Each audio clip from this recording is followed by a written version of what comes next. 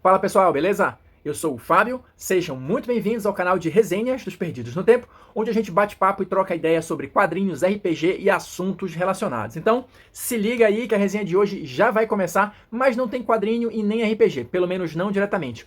Hoje o papo aqui é livro, a gente vai comentar um pouquinho sobre Contos de Dying Earth, do Jack Vance, que para quem conhece, quem já ouviu falar, sabe que está intimamente relacionado com o RPG mais antigo, o primeiro RPG de todos, o mais amado, o mais odiado, aquele que alguns amam odiar, aqueles que outros defendem ferrenhamente, D&D. Sim, o que está contido aqui influenciou bastante as origens do D&D, lá o Gary Gygax, mas a gente vai chegar lá, tem muita informação bacana sobre esse livro, tem muita coisa interessante para comentar. Então, se você ainda não está seguindo a gente, se inscreve logo aí no canal, ativa o sininho e vamos continuar essa jornada. Para a gente começar aqui a nossa conversa, né, começar a contextualizar algumas coisas legais, algumas coisas interessantes, eu estou aqui com a edição publicada pela editora New Order, tem aproximadamente aí 234 páginas, a capa com aquele verniz localizado, né, capa, contracapa, as orelhas do livro, né, e tal. E uma coisa que eu acho interessante é que já tem aqui o número 1.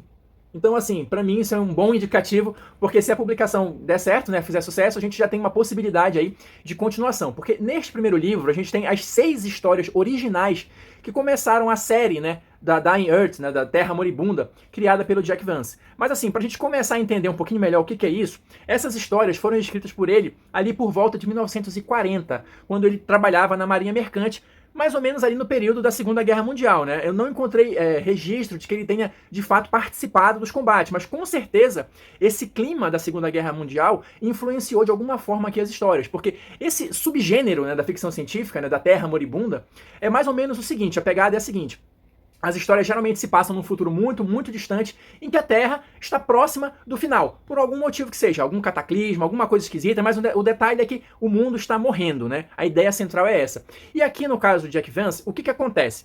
A gente está no futuro muito, muito distante e o Sol está próximo de se apagar. Está chegando ao final do ciclo de vida. Então, o Sol já está ali vermelho, né?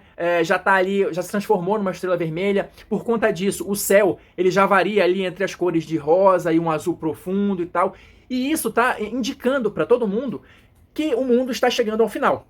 As pessoas têm conhecimento disso, mas o livro não explica como se chegou ali, se foi apenas o curso natural do tempo, nada disso. Aliás, isso é um ponto interessante da gente comentar aqui sobre as histórias do Vance, pelo menos essas primeiras aqui. Tem muita coisa que fica ali como ponta solta, né? Como gancho ali e tal, que ele não explica, que ele não faz questão de esmiuçar. Isso, por um lado, é bastante interessante, porque você pode preencher as lacunas da maneira que você achar mais interessante. Ou então você pode ficar conversando, debatendo com seus amigos sobre diversas possibilidades ali, não só do que aconteceu com o mundo, mas das escolhas e dos personagens, tá? Porque isso também é uma coisa que vale muito a pena a gente tecer alguns comentários aqui. Mas pra gente começar a falar dos personagens, deixa eu mostrar aqui um pouquinho. Não tem ilustração, mas eu vou mostrar o índice aqui, né? A gente tem, olha, as 6 histórias. A gente vai ter primeiro aqui, né, um prefácio do Jorge Café e um pós-fácio aqui no finalzinho do livro do Rafael Beltrame, justamente contextualizando essas histórias, né, a importância delas, falando um pouquinho do Vance, falando um pouquinho da Terra Moribunda e tal. Uma nota de tradução também sobre alguns termos do livro, alguns nomes, esse tipo de coisa. Uma leitura bem agradável, bem interessante. E se você nunca ouviu falar do Jack Vance, ajuda a entender um pouquinho antes de mergulhar nas histórias, beleza? Os 6 contos originais da série, né, da Terra Moribunda são Maziri, o Feiticeiro, Turjan de Mir, Sais, Liane, o Andarilho, Ulandor termina um sonho e Guyal de Sfer. Todos esses nomes são nomes dos personagens principais, né, dos contos. Agora, uma coisa interessante também, esses contos eles estão razoavelmente interligados apenas, tá? Não tem uma sequência certa aqui, você pode ler em qualquer ordem que não vai alterar o entendimento, justamente porque, como alguns personagens às vezes se repetem de um conto e outro, mas assim, não existe uma maneira, pelo menos até o presente momento, de você entender a cronologia da coisa. O que eu quero dizer com isso? Qual conto veio primeiro? Não dá pra saber, e não importa, não faz diferença, tá? Outra coisa que não dá pra saber direito, a cronologia exata, as pontas soltas que eu falei. Por que a Terra Morta chegou nesse ponto? Não sabemos, né? Não sabemos se foi um grande desastre, não sabemos se foi uma ação humana que levou a acelerar esse processo da morte do Sol e tal, enfim. Isso também, o fato da Terra estar morrendo é o pano de fundo da história, isso vai ter as influências, né, nos detalhes aqui e ali, mas isso não é explicado em minúcias, né, nas histórias. E assim, quais são as consequências disso? Ou o que dá para sacar, mais ou menos, desse mundo moribundo que o Jack Vance apresenta?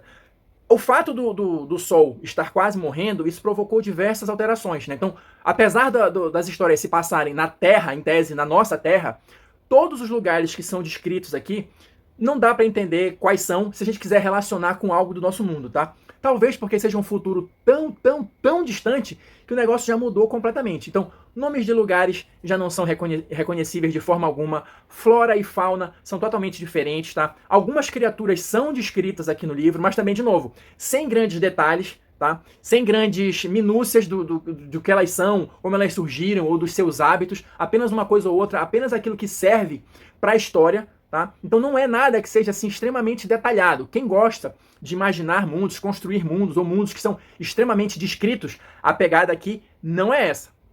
Outro ponto que a gente vai pescando ao longo do livro é a questão da tecnologia barra magia, tá? A gente vai ter ruínas de civilizações antigas ali, restos, né, de diversas outras civilizações que já passaram pela Terra. Alguma coisa ou outra ali bem de leve, a gente pode tentar relacionar com algo que a gente conheça. Salvo engano, tem alguma coisa ali parecida com um microscópio, tem algumas coisas ali que dão a entender que é um processo de clonagem, alguma coisa assim. Por isso que é o lance, as histórias elas vão misturar o sci-fi e a fantasia, porque tem tudo isso e tem a magia também. Inclusive, é sugerido no livro, em algumas passagens, que, não sei se todas as magias, mas pelo menos algumas delas se originaram através da matemática.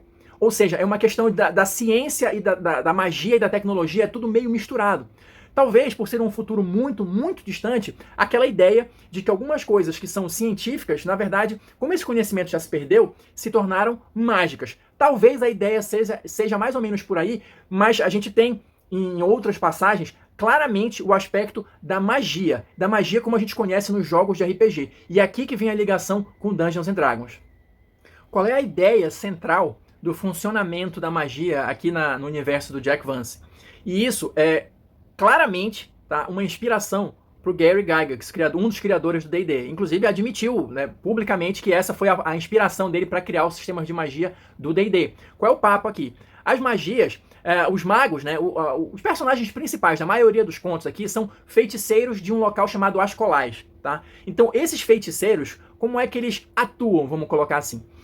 O mundo existe uma quantidade limitada de feitiços. São 100 feitiços que existem. E esses feiticeiros correm ali atrás para descobrir mais feitiços e tal, para aumentar o seu poder. A gente vai falar um pouquinho dos personagens assim, de uma maneira geral mais para frente, mas a ideia é que eles vivem sempre em busca de poder. Só que como é que funciona isso? Eles nunca conseguem, de fato, aprender os feitiços. O nosso cérebro, ou o cérebro deles, não é capaz de reter esse conhecimento por muito tempo. Então o que acontece? Eles memorizam os feitiços, tá? E da feita que eles lançam, eles esquecem imediatamente. Lembrou, né? Claro, das primeiras versões do D&D era exatamente isso. Não sei se a quinta edição continua dessa forma, mas a ideia é essa. Eles memorizam o feitiço e eles só conseguem memorizar uma quantidade específica de feitiços. É como se o nosso cérebro não suportasse uma quantidade muito elevada, né, de magias. E quanto mais poderoso é o feitiço, mais espaço ele ocupa no cérebro. Então, se o feitiço é muito poderoso, você consegue memorizar uma quantidade menor. Se o feitiço é mais simples, você consegue memorizar uma quantidade maior. Que é aquela ideia também dos círculos de magia, né? Você consegue lançar mais feitiços de círculos baixos do que de círculos altos. A ideia geral é essa. Os exemplos de feitiço que ele dá aqui no livro também inspiraram as magias do D&D, pelo menos algumas delas, né? Leque cromático, esse lance das magias terem o nome do mago, do feiticeiro que criou e tal. Todos esses detalhezinhos estão presentes aqui nas histórias do Jack Vance. Então, assim, é uma influência reconhecida pelo Gary Gygax, é uma coisa que funciona de uma maneira interessante aqui no livro do Jack Vance, tá? Porque, assim, o que a gente vai ter? Os personagens aqui, como eles têm essa limitação, e aqui no livro é tratado de fato como uma grande limitação, ao contrário do que a gente vê em alguns jogos, né, que a gente não dá muita bola para essas questões que limitam a magia, né, o falar, o gestual, os componentes materiais e tal. Aqui a gente não vai ter isso, vai ter só a questão da memória. Mas ainda assim, da maneira como o Vance coloca as histórias, a gente entende que isso de fato é um limitador. Os magos, por exemplo, vão avançando, vão passando pelos desafios, mas eles estão toda hora pensando ali, pô, mas eu só tenho mais um feitiço, olha, e eu vou ter que sair numa missão, eu só consigo gravar 5 feitiços aqui e tal. Então tem essa sensação que ele tenta passar pro leitor, né? Essa sensação do mago de fato estar em perigo, porque ele não consegue ter um leque muito grande de feitiços à sua disposição. Até por conta disso, a maioria deles se vale de outras armas. A gente vê aqui algo que também não é muito comum no universo do Dungeons and Dragons, que é o mago guerreiro, vamos dizer assim, o dual class aqui, entre aspas, porque a maioria deles sabe lutar com espadas, tem outras formas de se defender, justamente para não ficar dependendo unicamente dos feitiços, que tem todas essas limitações que eu acabei de comentar. Falando um pouquinho mais também dos personagens, especificamente, eu não vou dar spoilers das histórias aqui, mas eu quero comentar com vocês o seguinte, foi uma leitura que meio que me surpreendeu de alguma forma, porque talvez não fosse exatamente o que eu estava esperando. Eu estava esperando uma história de fantasia ali e tal, enfim, meio água com açúcar, alguma coisa assim.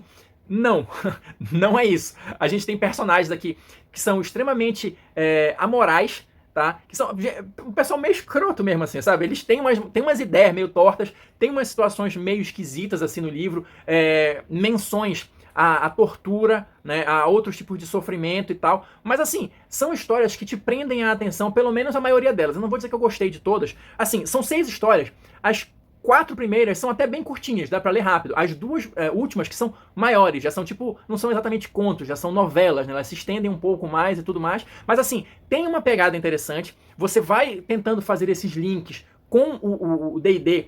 Para quem conhece mais a questão da magia e tal, dá para ter umas referências interessantes, dá para pegar uns, entre aspas aqui, uns easter eggs e tudo mais. Mas assim, os personagens de uma maneira geral não, e as histórias não são aquela fantasia medieval clássica ou aquela fantasia épica onde você tem um herói e tudo mais. Não, pelo contrário. Aqui é tudo meio misturado, tem muitos tons de cinza.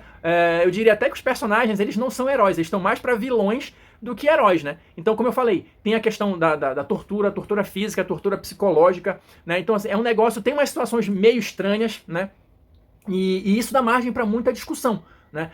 Do caráter dos personagens, né? Alguns dizem até que talvez por essa questão dos personagens demonstrarem tanto essa amoralidade, vamos colocar assim, isso poderia ser um indicativo do que levou a Terra a chegar nesse estado, né? De novo, é uma questão que não está explicada no livro, aqui eu já estou entrando um pouco nas teorias, né, dos fãs, teorias da galera que acompanha com mais detalhes isso, mas assim, não deixa de ser um livro que de repente te provoca algumas reações e permite algumas discussões interessantes nessa parte de análise dos personagens, né? Como eu falei no início também, a gente tem aqui um númerozinho 1 para indicar que talvez, né, saiam continuações, porque essas foram as primeiras 6 histórias, mas o Jack Vance voltou a esse universo, né, da Terra Moribunda diversas outras vezes. Então a gente tem várias outras histórias, vários outros livros mesmo, romances completos, né, que talvez sejam publicados aqui pela New Order nesse selo Dragão de Papel. E só pra gente fechar o vídeo, uma curiosidade. Além de ter influenciado o Dungeons and Dragons, o Dying Earth, né, a Terra Moribunda, também ganhou um RPG próprio, baseado na obra do Jack Vance. Esse RPG, salvo engano, não foi publicado aqui no Brasil, tá? Ele saiu lá fora em 2001 pela Pelgrane Press e foi publicado entre 2001 e 2009, ou seja, a linha já está encerrada. Mas assim, quem tiver curiosidade de procurar, de fuçar e tal... Ah, e outro detalhe, esse RPG, ele usa o sistema Gumshoe, que é o da Pelgrane, né? Que é o mesmo sistema de um RPG que foi publicado, que é publicado aqui no Brasil, que é o Rastros de Cthulhu. Então, se você curte o sistema Gumshoe, se você se interessou aí pelas histórias do Jack Vance, talvez valha a pena dar uma fuçada aí pela internet e ver o que você encontra a respeito do RPG próprio do Dying Earth, beleza? Vou ficando por aqui, espero que vocês tenham curtido. Quem assistiu até agora, muito obrigado. Deixa aí seu like, seu dislike, seus comentários e a gente se encontra na próxima resenha.